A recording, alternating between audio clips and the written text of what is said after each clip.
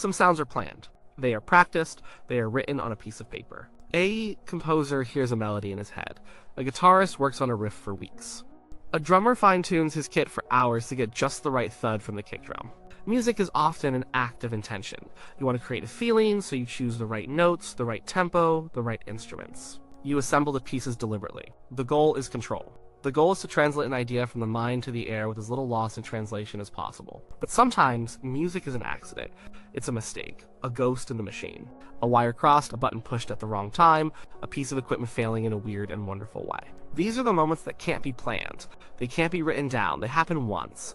And if you're lucky, someone is recording when it happened. These accidents are a gift. They inject a dose of chaos into a controlled environment. They create sounds that nobody would have ever thought to create on purpose. They are a reminder that the best parts of art are often born from imperfection.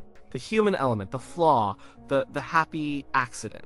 This is the story of one of those accidents. It happened in a legendary studio with a legendary artist and a legendary group of musicians. Process, but it's unforgettable, bizarre, and rhythmic soul. It was a mistake so good they decided to keep it. The year was 1961. The place was Nashville, Tennessee. Specifically, it was RCA Victor Studio B. This wasn't just any recording studio. Studio B was a cathedral of sound. It was one of the places where the Nashville sound was born. It was a room with a specific character, a specific warmth. It wasn't a sterile, acoustically perfect laboratory. It had quirks. It had a sweet spot on the floor. It had a soul. People like Chet Atkins, the Everly Brothers, and Roy Orbison had made magic in that room. It was a place where professionalism and raw talent came together to make hits. And on this particular day in March, the biggest star in the world was there. He had just come out of the army. He was a movie star now. He was making films and the soundtracks that went with them. Some people worried he was losing his edge. The raw, rebellious kid who shook up the world in the 1950s was now a polished Hollywood commodity. Was the fire still there? The answer was yes. When he wasn't making movie music, he was still cutting real records. He was still the king, and he took his music seriously. Very seriously. In the studio, he wasn't just a singer. He was the leader. He was the unofficial producer. He knew the sound he wanted in his head, even if he couldn't always explain it in technical terms. He worked with a group of musicians who could translate his feelings into music. They were known as the Nashville A-Team. These weren't just hired hands. They were some of the best musicians who ever lived. On guitar, you had the legendary Scotty Moore, the man whose simple, elegant licks had defined the sound of rock and roll from the very beginning. His playing was a direct line to the heart of the music. On drums was DJ Fontana. He wasn't a flashy drummer, he was a rock. He provided the solid, unshakable beat that everything else was built on. He knew when to push and when to lay back. His sense of rhythm was perfect. The bass player was Bob Moore, a giant of the session world. He played on more hit records than almost anyone in history. His bass lines were like a conversation with the melody. They were inventive, yet they always served the song. And on piano was Floyd Kramer. Kramer had a unique, slippery style. He could make the piano notes bend and slide into each other. It was a sound that was instantly recognizable. He added a touch of country elegance to everything he played. Together, these guys were a machine. They could walk into a room, hear a song for the first time, and cut a perfect take in a matter of minutes. They had a chemistry, an unspoken language. They listened to each other. They reacted to each other. And they all listened to the man at the center of the room. The man in the control room was just as important. His name was Bill Porter. Porter was a recording engineer, but that title doesn't do him justice. He was an architect of sound. He was a technical wizard with an artist's ear. He knew Studio B better than anyone. He knew how to place the microphones just right to capture the magic. He knew how to use the echo chamber to give the vocals that haunting, ethereal quality. He was the one responsible for turning the performance in the room into the record that people would hear on their radios. He was a perfectionist. He hated mistakes. On this day, they were working on a new song for a single. It was a bluesy mid-tempo number, a song full of swagger and heartache. It had a rolling piano line from Floyd Kramer and a confident, soulful vocal. The original version was by an R&B singer named Chuck Willis. It was a good song, but they were transforming it. They were giving it that unique blend of rock and roll, blues, and country that only they could create. They ran through the song a few times, getting the feel right. The groove was starting to lock in. The band was tight, the singer was in fine voice, everything was going smoothly. They were ready to try for a master take. The red light went on.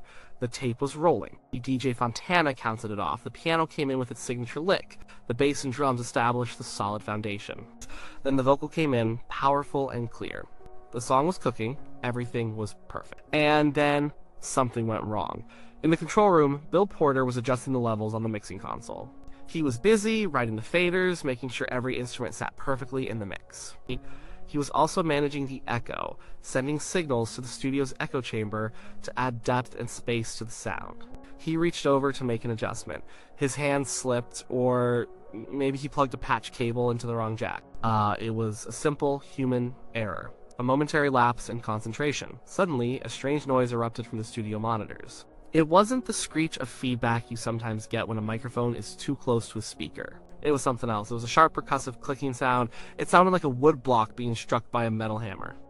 It was loud, and it was perfectly in time with DJ Fontana's drumming. It was a sound that did not belong. Click, click, click, click. Porter's heart sank. He had ruined a perfect take. He knew it instantly. He had created a feedback loop. A signal from one of the microphones was being fed back into the system, creating a repeating rhythmic pulse. It was a technical failure, an embarrassing mistake from an engineer who prided himself on never making them. His first instinct was to kill the take, stop the tape, and figure out what he had done wrong. But in the studio, the singer heard it too. He stopped singing, he held up his hand. The band ground to a halt. The room fell silent, except for the lingering echo of that strange clicking noise. Everyone looked towards the control room window. They were expecting to see an apologetic engineer. They were expecting to start over, but the singer wasn't angry, he was intrigued. He had a look on his face. It was a mix of confusion and excitement. That was that, he called out through the talkback microphone. In the control room, Bill Porter was flustered. I don't know, he said. It's some kind of feedback. An accident. Sorry about that. Let's do another one. But the singer shook his head. No, he said. Wait, I like that. What was that sound? Can you do it again? This was the pivotal moment. The moment where a mistake could have been erased and forgotten. Instead, the artist, the leader in the room, recognized it for what it was. It wasn't a mistake, it was an opportunity, it was something new, something nobody had ever heard before, and Bill Porter was stunned. He was a professional, his job was to create clean, perfect recordings. This sound was the opposite of that. It was electronic garbage, it was a technical flaw. And the biggest star in the world wanted him to do it again, on purpose. I don't know if I can, Porter confessed. Yes, it was an accident. I don't know what I did. Well, find it, the singer said, a smile spreading across his face. Find that noise. I want it on the record. And so began a bizarre kind of reverse engineering. Bill Porter had to figure out his own mistake. He had to retrace his steps. Which cable did he plug in wrong? Which knob did he turn?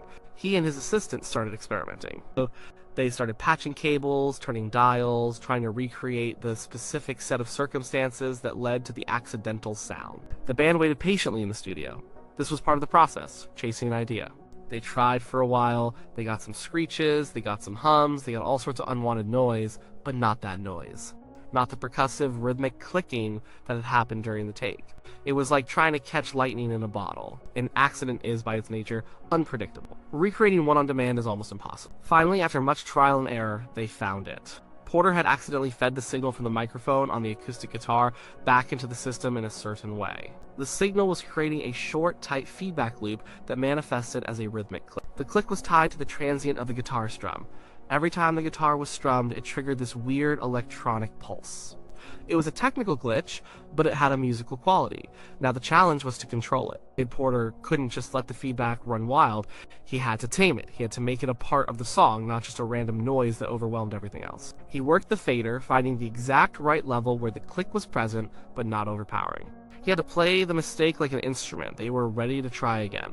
The red light went on. DJ Fontana counted off the song. The band came in. And this time the strange sound was there from the beginning. It was deliberate. It was part of the arrangement. Click, click, click, click. It locked in perfectly with the drums and the bass. It became a new piece of the rhythm section. It wasn't a drum machine, because those didn't really exist yet in the way we think of them. It wasn't a woodblock. It was a sound that had never been on a record before. It was the ghost in the machine, captured and put to work. The sound gave the song a whole new feeling. The track was a blues song full of soulful piano and a laid-back groove, but the click added a layer of tension. It was a hard, modern, almost mechanical sound against the organic warmth of the band. It was a contradiction. It was a human performance with an inhuman pulse running through it. It was weird, and it was brilliant. The singer loved it. He delivered one of his best vocals, full of confidence and swagger. He was feeding off the energy of this new strange sound. The band, professionals that they were, played around it as if it had always been part of the song. They left space for it, they incorporated it into the groove. When the take was finished, everyone in the control room knew they had something special. They had captured the lightning. The mistake was now the hook. It was the thing that made the record unique. It was the happy accident that elevated a great performance into something iconic. The record was released. It was a hit. People loved the song, they loved the groove, the piano, the vocal, but many people probably didn't even consciously register the strange clicking sound. It just became part of the texture of the song. It burrowed into their subconscious. It was the secret ingredient, the thing that made you tap your foot without even knowing why.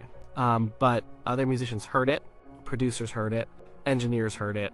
They would listen to the record and wonder, what does that sound? How did they do that? It was a studio trick born from a mistake, a moment of serendipity that could never be perfectly replicated. It was a testament to keeping your ears open. It was proof that the best ideas sometimes come from the most unexpected. This story became a small legend among studio insiders. It's a perfect example of what can happen when technology and human creativity collide. An engineer makes a mistake. An artist hears the potential in that mistake. Altogether, they turn an error into art. It's a process that has happened many times in the history of recorded music. Think of the distorted guitar sound on the song Rocket 88 by Jackie Brenston and his Delta Cats, often called the first rock and roll record. The story goes that the guitarist amplifier was damaged on the way to the studio. The speaker cone was torn. It produced a fuzzy, distorted sound that wasn't clean or pure. But the producer, Sam Phillips, heard it and knew it was the sound of the future. He kept it. That accidental distortion became a cornerstone of rock and roll. Or think of the Beatles. During the recording of I Feel Fine, John Lennon leaned his guitar against an amplifier. The pickup was still on, and it created a howling wave of feedback. The producer, George Martin, was about to stop the take. But Lennon and the band loved it. They decided to use that burst of feedback to kick off the song. It was one of the first times intentional, controlled feedback had ever been used on a pop record. It was another happy accident. The story of the strange clicking percussion sound is in that same tradition. It's about being open to the unexpected. It's about embracing imperfection.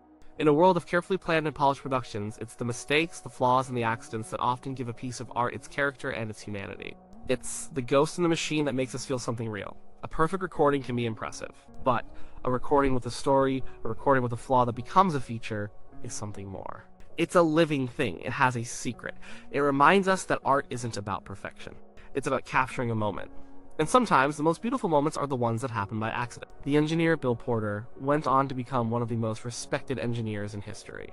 He won awards, he recorded countless hits, but he would often tell the story of that day in Studio B, the day he made a mistake in front of the biggest star in the world, and that mistake became a legendary part of a classic record. It was a lesson he never forgot. Sometimes the wrong sound is the right one. And the singer, well, he continued to be the king. He continued to trust his instincts. He knew that music wasn't just about the notes on the page. It was about the feeling in the room.